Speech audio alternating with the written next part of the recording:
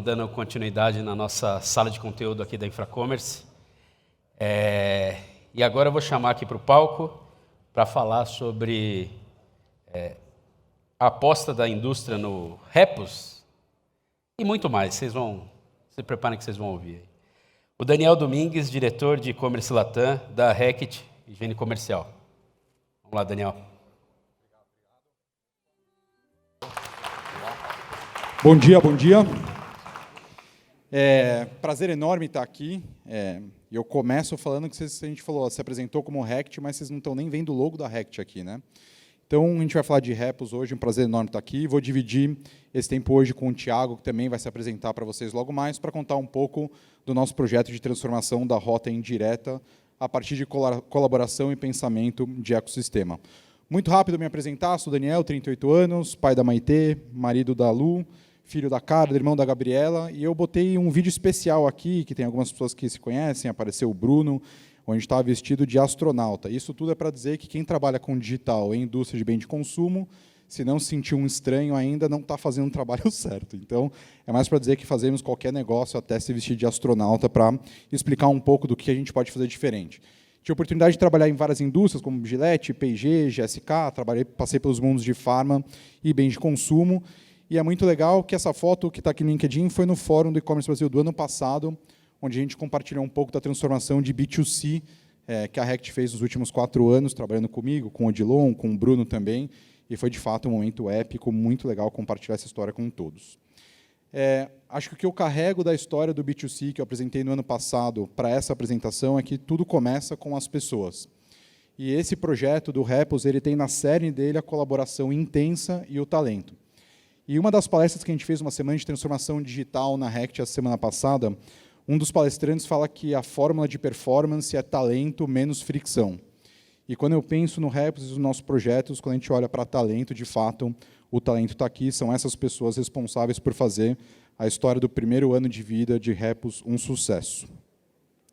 Começando falando um pouco sobre qual que é a visão da Reckitt do ponto de vista global até o local, e como a gente começa a transformar os nossos negócios a partir desse insight, né? Globalmente, a gente entende que a loja do futuro é um shoppable fulfillment center.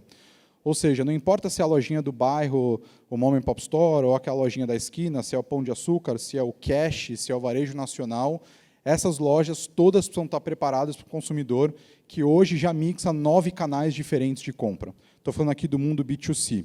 Mas como é que isso se transfere para o mundo B2B? As lojas, os varejistas precisam se preparar para esses consumidores que são cada vez mais multiplataformas, multicanais e querem sempre uma experiência conveniente no centro da jornada, né? Quando a gente olha para o crescimento do digital no Brasil, o B2C é um negócio apaixonante, muito legal, muito próximo do consumidor, de insights, né, de geração de consumo, mas o B2B é o que vai carregar verdadeiramente esse crescimento pelos próximos anos. A gente vê aí um CAGR de 34% até 2025 para um negócio de mais ou menos 261 bilhões de reais. Então, se a gente quiser realmente fazer algo transformador que impacte o negócio, B2B é, de fato, o caminho.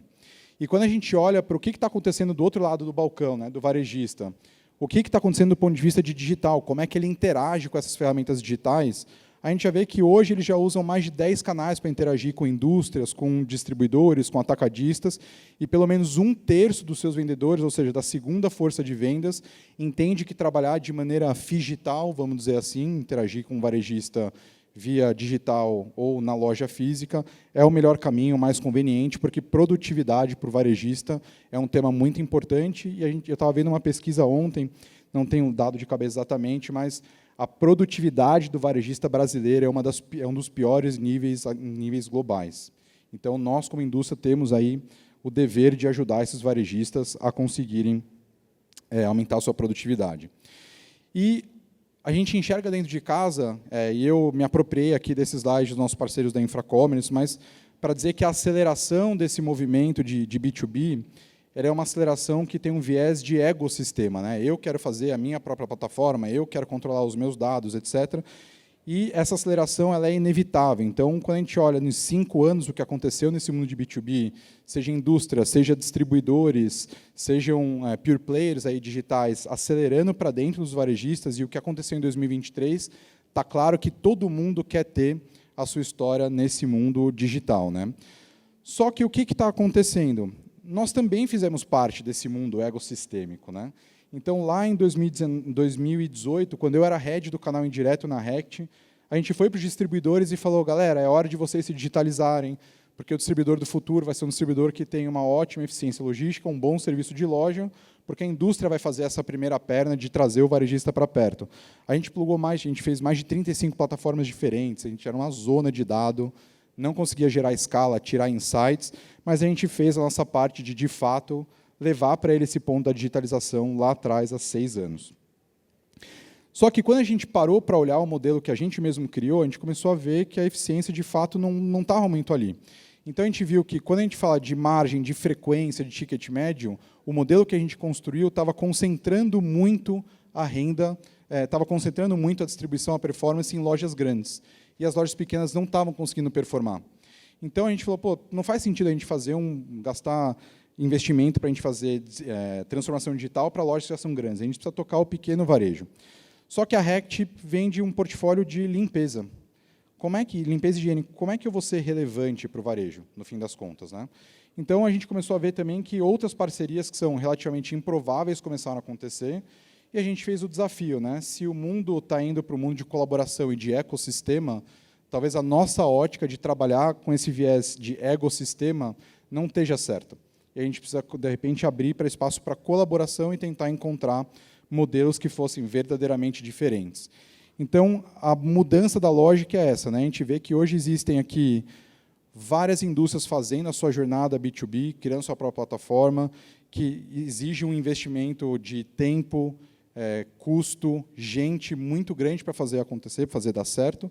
Existem algumas plataformas que são grandes, mas a maneira que a gente enxerga isso com Repos, e por isso que Repos não leva o nome de Rect, é porque a gente está fazendo isso de maneira abrangente, é que um ecossistema onde as indústrias possam, de fato, colaborar, abrir os seus dados e conseguir entender como é que a gente vai chegar de maneira mais relevante para os varejistas, é um dos caminhos de sucesso também.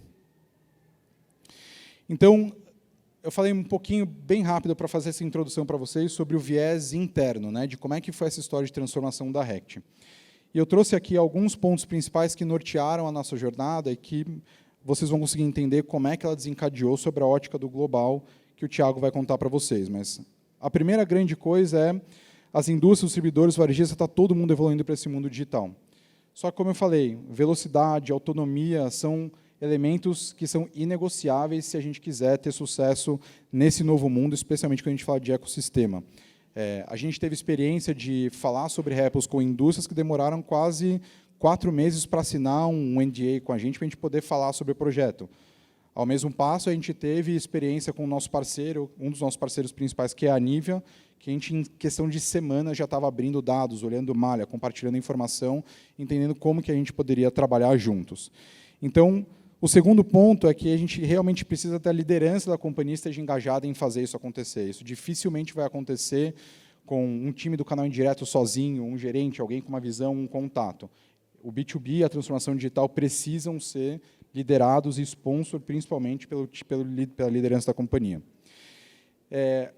O terceiro ponto é que, na verdade, o B2B ele não é o fim, né? A tecnologia não é o fim, ela é o meio.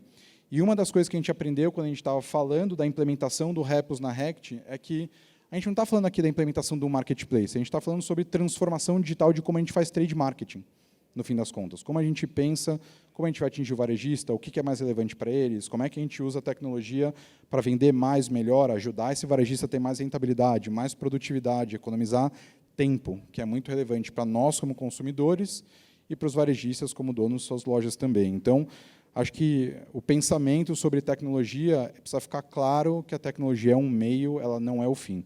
A transformação sempre está nas pessoas e como a gente explica como a gente vai fazer essa transição para a nova maneira de fazer negócio. Por fim, acho que esse é o ponto principal e a ponte para trazer o Thiago para o palco, é que colaboração é o único caminho. É o único caminho. A gente vem num mundo, numa transição de mundo, a gente está construindo muro, né, separando países, a gente vê guerra acontecendo, mas, na verdade, quando a gente traz isso para o nosso negócio, é um movimento oposto. Se a gente quiser, de fato, fazer algo que é relevante, a gente precisa colaborar muito mais.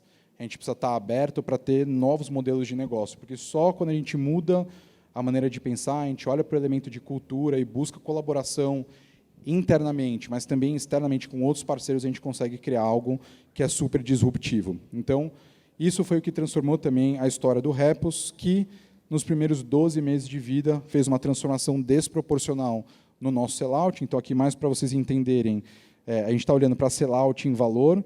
Em algum momento, vocês estão vendo que em março 22 tem praticamente zero. E foi zero porque a gente decidiu derrubar o modelo que a gente tinha lá atrás, operando com 35 distribuidores. A gente abriu mão, naquela época, de mais ou menos quantos milhões de reais de faturamento por mês, Bruno? Modelo antigo? 10, 12 milhões. A gente convenceu a liderança da companhia a derrubar um modelo que já fazia 10, 12 milhões por mês, para construir um modelo que, no mês passado, fez quase 40 milhões, depois de um ano. Então, de fato, foi uma transformação muito forte. Quando a gente olha para número de lojas, que é o CLC, número de lojas que a gente atinge, crescente exponencial. Quando a gente olha para o número de SKUs, a média offline 7.2, a gente vende 14, 13 SKUs em média por pedido. Quando a gente olha para o ticket, um ticket médio de R$ 1.160, a gente faz 4, 5 vezes o ticket médio do offline. Tudo isso fazendo transformação interna com o time de trade e trazendo a tecnologia, parceiros como a Infra também, para fazer a gente, para ajudar a gente a fazer esse step up, a transformação digital do trade marketing.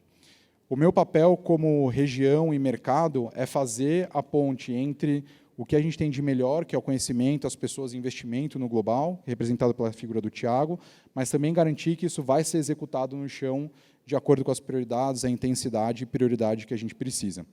Então, para falar um pouco mais do ponto de vista da colaboração interna e como é que a gente está planejando levar isso de maneira mais eficiente para os varejistas, chamar o Thiago, Head B2B Global, para a Rect. Olá, bom dia. Obrigado, Dani. Obrigado, Infracommerce, pelo convite. Quero contar para vocês um pouquinho mais sobre como Repos nasceu, sobre uma perspectiva global. A gente já está rolloutando essa iniciativa para vários países e é uma honra estar compartilhando aqui com o mercado brasileiro, que, de fato, é o mercado preferido do time global. Gente, tenho 11 anos de Unilever, passei pela Danone, empreendi, estou na Rect agora, trabalhei em mercados também na Europa e aqui no Brasil, liderando sempre times de e-commerce. Quero contar da onde nasceu essa marca. Repos, ela vem do que a gente entende que é o elo principal da cadeia de distribuição do varejo indireto, que é o representante de vendas. A gente entende que, essencialmente, a transformação no B2B é uma transformação humana. Ela é uma transformação que você precisa trazer as pessoas junto com a tecnologia. E esses dois fatores combinados, eles têm um poder transformador, e isso, de fato, tem que ser o nosso pensamento quando a gente fala de transformação digital. Um outro ponto importante, a gente traz no nome a questão de reposição, e que funciona também para vários mercados, especialmente para os mercados latinos, que para a gente também tem um foco super importante quando a gente fala de participação do canal indireto. Bom, se vocês não entenderam o que é Repos ainda, deixa eu só dar um passo atrás e explicar. Repos é uma plataforma de vendas onde a gente, como indústria, dá a possibilidade de que as lojas do pequeno varejo, as farmácias independentes e outros canais, como os canais de conveniência, possam acessar e interagir com a indústria, e a gente usa os nossos parceiros, os distribuidores, para se conectar com essas lojinhas. O importante falar que, dentro da composição do que é Repos, tanto para a Rect quanto para a Nivea, a gente entende que a perspectiva de rota através de Repos é uma rota de agregar valor e adicionar valor para todos os players que hoje compõem a nossa cadeia. Então, a gente também tem que entregar valor para o nosso distribuidor e não substituí-lo. Bom, aqui é uma visão do que a gente entende do que Repos tem se tornado, especialmente no Brasil, que é um mercado onde a gente tem esse ecossistema mais avançado. A gente não fala só de uma plataforma de vendas. A gente está falando de fato, entregar para o varejo produtividade. E a gente entrega a produtividade para esse varejo à medida que a gente entende não só as necessidades de negócio, mas as necessidades humanas. E a gente lança muito em breve o posicionamento de Repos, que fala sobre olhar o varejista, aquela pessoa que está além do balcão, né? Olhar além da loja e, sim, o humano que está lá no varejo. Isso é super importante, porque a gente entende que, dentro da realidade do varejo indireto do Brasil, o empreendedor que está lá na ponta, ele sofre pressões enormes de tempo, capital, inclusive necessidades de se aproximar com a indústria para ganhar efetividade e competitividade no seu negócio. Bom, e aí a gente entende que existem algumas dores que são compartilhadas, né, dentro do varejo indireto, e que são dores compartilhadas, porque quando a gente olha sobre a perspectiva tanto do distribuidor e da indústria, a gente tem como endereçar isso de uma maneira holística, que são dores de competitividade, execução e o próprio acesso a um portfólio mais profundo que vai melhorar a experiência da loja dele. E uma vez que a gente tem uma ferramenta que tem esse poder de trazer dados acionáveis em tempo real e que eles se tornam mais inteligentes à medida que a gente usa, e esse é o grande segredo do porquê Repos tem sido um sucesso na Rect, é que a gente conseguiu traduzir o que a gente gera de dados para, de fato, avaliar efetividade promocional, mudar como a gente faz a gestão de demanda, planejamento de demanda, perdão, como a gente também consegue trabalhar as capacidades de gestão do canal indireto e como a gente se comunica com esse pequeno varejo. Isso tem transformado a nossa estrutura interna, e eu vou mostrar para vocês como é que a gente interage entre o canal indireto e as estruturas de digital dentro da companhia. E está aí. Bom, a gente começou esse processo, ele é um processo vivo, a gente aprende todo dia com ele, mas, basicamente, a gente tem e-commerce liderando essa agenda dentro da companhia e trazendo uma liderança também comercial para integrar os distribuidores dentro da nossa rota, toda a gestão de conteúdo, a execução e a própria gestão de performance da ferramenta, porque isso é um business que ele acaba acontecendo com seu saque próprio, então a gente não consegue usar, obviamente, a estrutura do saque da indústria, a gente precisa ter outro saque, e a gente conta com a Infracommerce para suprir todas essas necessidades de serviço que a gente tem dentro de Repos, mas, obviamente, a gente tem um olhar sobre a ótica da gestão interna para que isso para que isso tenha performance, e, junto com o canal indireto, a gente integra as nossas estratégias, tanto de preço, quanto promocional, quanto alocação de investimento e programas de excelência do canal indireto. E, para mim, esse foi o sucesso de Repos. A gente tem 1 ano e ele é enorme já dentro da companhia, porque a gente conseguiu fazer uma gestão integrada das capabilities de e-commerce com as capabilities de go-to-market. Isso significa que a gente teve que fazer, inclusive, no mesmo momento que a gente estava colocando a plataforma no ar, um projeto de condição comercial para a gente posicionar o distribuidor com a condição comercial correta na nossa rota e dar mais relevância para o distribuidor junto com o lançamento de Repos. Então, isso também passa uma mensagem super positiva para os nossos parceiros que entraram com a gente aí para fazer essa transformação digital. E, por fim, a velocidade que isso toma, ela só depende de quão engajado e o quão colaborativo a gente vai ser. E o primeiro passo para colaborar foi, de fato, quebrar essas barreiras entre canal e e-commerce e trazer a gestão de Repos unificada dentro desses grupos, mas também quebrar as barreiras das business units dentro da Rect. Então, a gente trabalhava completamente isolados, a ABU de higiene com a ABU de saúde, por exemplo, e a gente traz uma gestão colaborativa dessas duas unidades de negócio, e a gente vê uma troca bastante intensa que até então estava fora dos frameworks de processo dentro da Rect. Por isso que eu falo, a transformação digital ela precisa ser uma transformação também humana, porque isso impacta processo, isso impacta os silos que eram, até então, bem estabelecidos dentro de uma cultura organizacional. E, por fim, a gente deu um passo ainda mais ousado, que é, com Repos, a gente, hoje, não entende Repos como um marketplace de prestação de serviço para outras indústrias. A gente procura poucos parceiros onde a gente entende que a gente tem um fit super importante, não cultural, porque a gente sabe que as culturas organizacionais são diferentes, mas um fit com relação a desafios. E a gente tem um parceiro que é a Nivea, que ela se junta a Repos, não só para trazer uma relevância de portfólio para dentro da ferramenta, mas sim para liderar essa transformação digital no mercado, junto com a Rect, e também ser a voz de Repos dentro dos distribuidores e para o pequeno varejo. E o Vitor Aloy está aqui, a gente pode depois fazer algumas perguntas e entender sobre a perspectiva da Nivea, como isso funciona. Bom, os resultados são incríveis, tá? Aqui é um benchmark que a gente traz, e agradeço também de novo, os nossos parceiros por nos ajudar a ter essa visão bastante interessante do mercado. Quando a gente olha as duas outras plataformas de B2B, de bens de consumo, até o momento, e a gente olha como foi os 4 primeiros trimestres dessas plataformas comparado a Repos, a gente tem um crescimento de base de clientes de 4,6 e o benchmark até o momento era 2,6. Quando a gente fala de crescimento de número de pedido, a gente aí está praticamente o dobro em relação ao segundo colocado, né? 5,3 versus 2,6.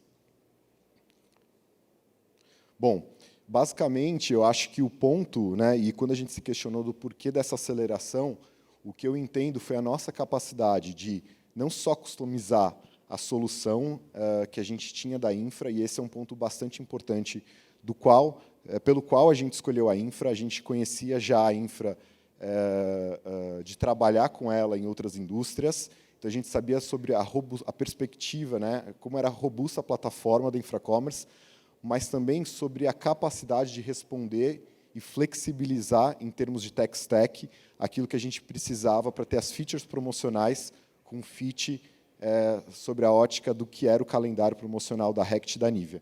Então, em um ano, a gente conseguiu colocar mais de 100 novas features dentro da plataforma. Também um esforço enorme de desenvolvimento e um esforço contínuo de desenvolvimento. E nos deu essa capacidade, né, de pivotar um mês dentro do mês. Então, a gente levava 20 dias para colocar um calendário promocional no ar, agora a gente muda um calendário em 2 horas.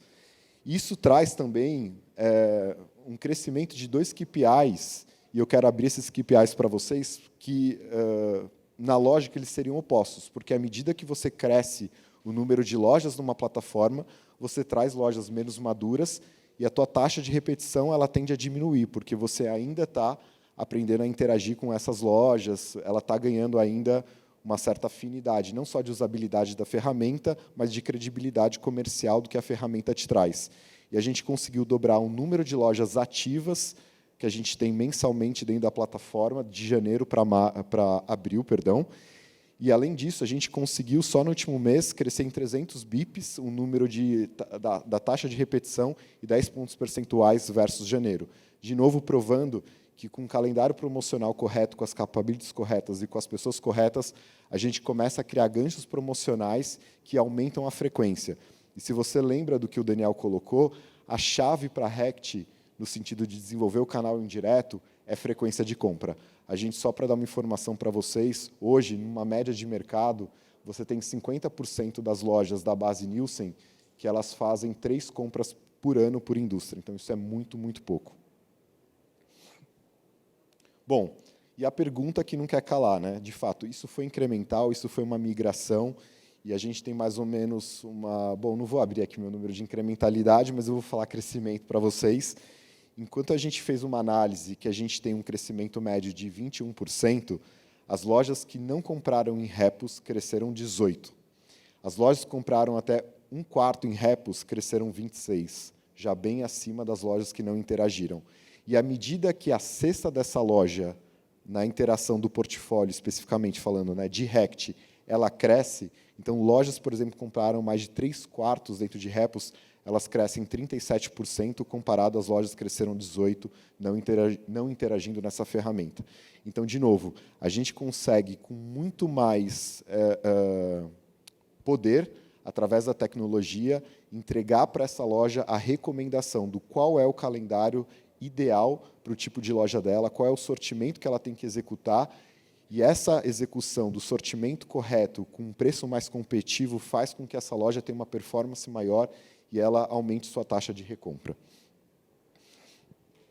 Bom, os KPIs são absurdos, não posso abrir todos aqui para vocês, mas o que eu posso falar é que, quando a gente fala em números de SKU, Repos versus o canal indireto, a gente tem 2 vezes o número de SKUs por pedido. 2 vezes. É muita coisa, é muita coisa. Quando a gente fala do número de marcas, é 21% mais marcas. De novo, olhando só o portfólio de Rect, o que eu quero dizer é, a gente conseguiu ampliar o portfólio em termos de marca, mas também aprofundar o crescimento do que essa loja compra dentro da mesma marca, trazendo segmentos mais interessantes que até então não eram desenvolvidos nessa loja do varejo indireto. Isso faz com que o nosso ticket médio seja aí 200% maior. Eu trago aqui, gentilmente, alguns dados da Nivea, cedido pelo Vitor. As lojas que estão em repos na Nivea crescem 50%, 1,5 vezes, acima das lojas que não estão em repos, e o portfólio de skincare, que é um desafio em termos de portfólio e prioridade para a Nivea, crescem mais de 2 vezes quando a gente compara as lojas que não estão em repos. E um dado interessante da Nivea é que 45% das metas que eles tinham no ano de novas lojas para a rota indireta, Repos entregou no primeiro quarto desse ano. Então, também mostrando que a gente consegue entregar mais SKUs, mais frequência, mais ticket, uma gross margem melhor, mas também a gente está conseguindo aumentar o número de lojas. Bom, porque B2B, não preciso ser repetitivo, ele traz mais, te dá mais lugares, mais lojas, mais canais, mais SKU e mais eficiência para a tua operação. Para a loja é muito melhor, porque você consegue entregar um portfólio mais competitivo para ela, você tem o gerenciamento do teu relacionamento como indústria direto para essa loja. Isso também é super positivo sobre a perspectiva de conseguir fazer um trabalho de inovação mais rápido para a gôndola, desenvolver itens prioritários, etc. E você também tem um serviço melhor, porque você tem plataformas de e-commerce 24/7, e não só e-commerce, né, mas WhatsApp, aplicativo e tudo mais. Para o distribuidor é melhor, você traz crescimento para ele, ele pode focar em execução, logística, inventário, que de fato é o core dele. E quando a gente fala de indústria, a gente traz nesse modelo de colaboração a capacidade de ambas as indústrias, ou todas as indústrias que estão conosco, desenvolver essa capability. Bom, é isso. A gente tentou mostrar para vocês rapidamente qual foi essa jornada, mostrando que ela redefiniu qual que era o teto do que a gente entendia que seria a nossa eficiência de comunicação com a primeira equipe de vendas e com a segunda equipe de vendas.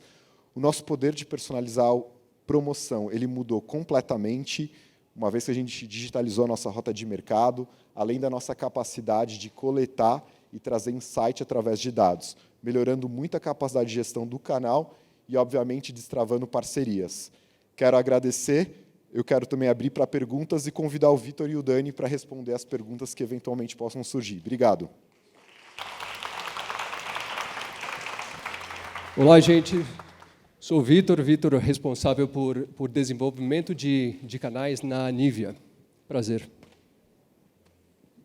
Perguntas, pessoal? Temos uma aqui. Dani. Quem foi? Oi, Daniel, tudo bom? Acho que no começo você falou muito de chegar no pequeno, que vocês estavam chegando no pequeno que é maior e não no pequeno pequeno. Como que foi essa mudança de estratégia? O que vocês fizeram para conseguir chegar no varejo que é pequeno de fato e não naquele pequeno que já é um médio ali varejo? Seu nome, desculpa? Isabelle. Isabelle, tudo bem? Bom dia.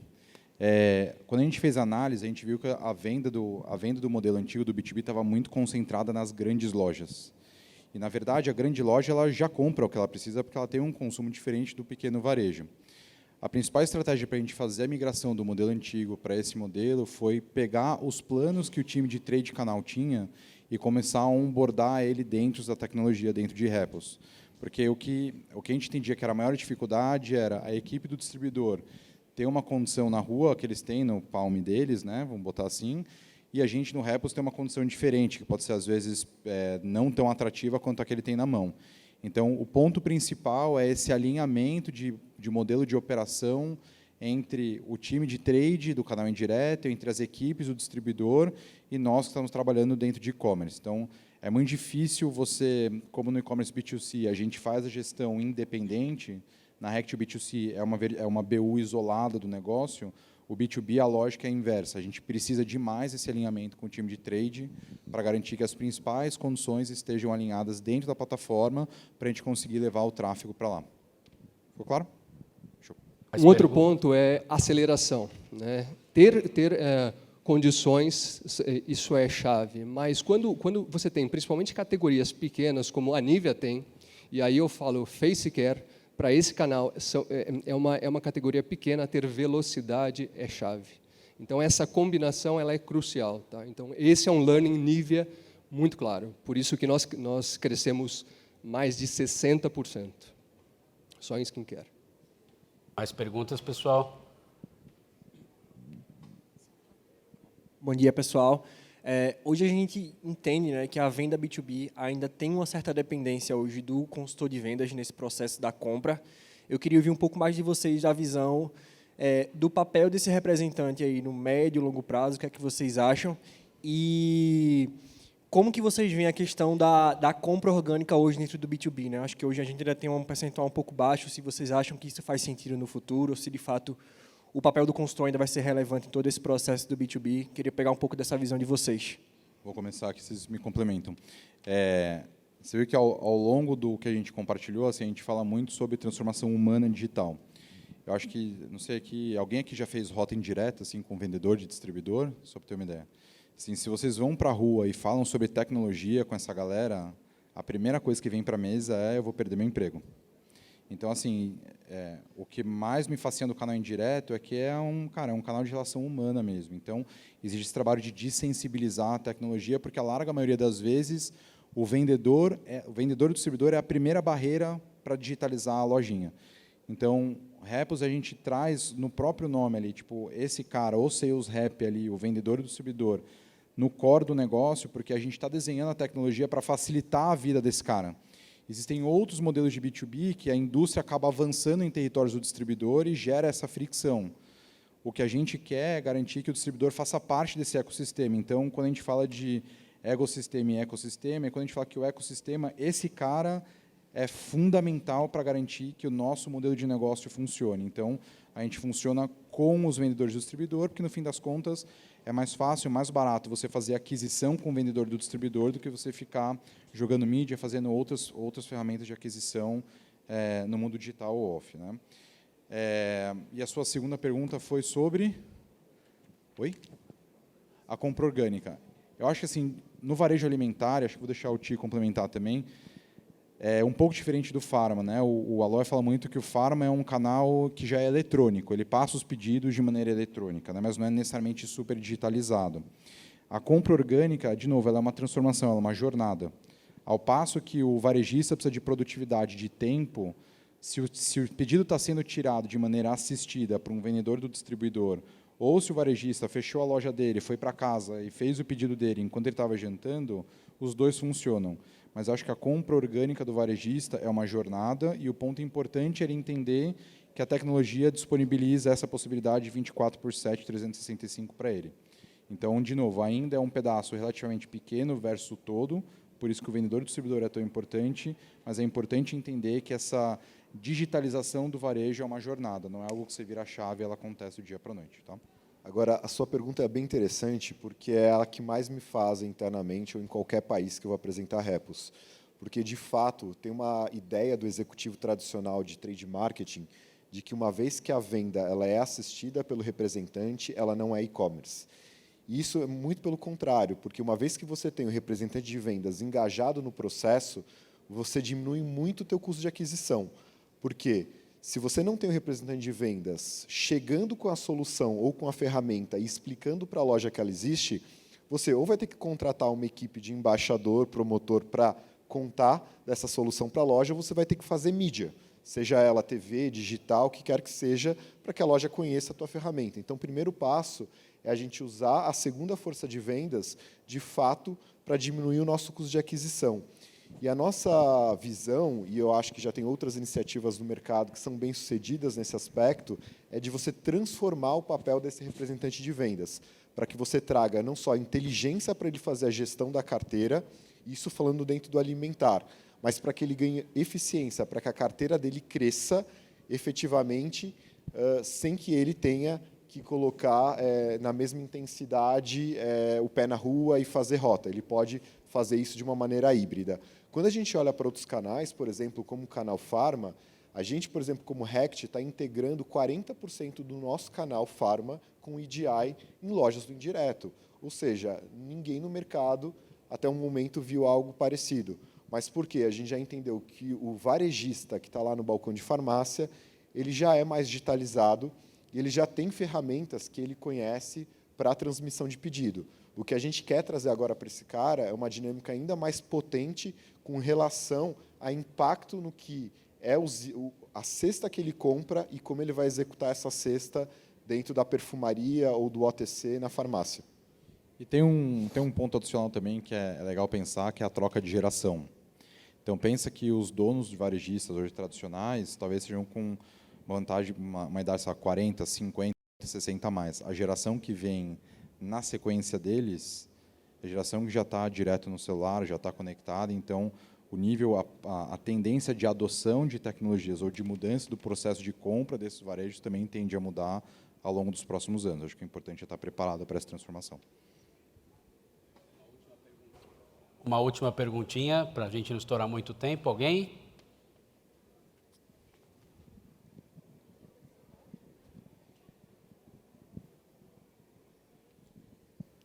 Oi, bom dia. Eu sou o Vinícius, sou consultor de Marketplace na Suzano. Eu tenho uma dúvida, porque os dados que vocês trouxeram casam muito com a minha experiência anterior e também com a experiência atual. Fica claro para mim o valor para a indústria, fica claro para mim o valor para o distribuidor e também para o representante.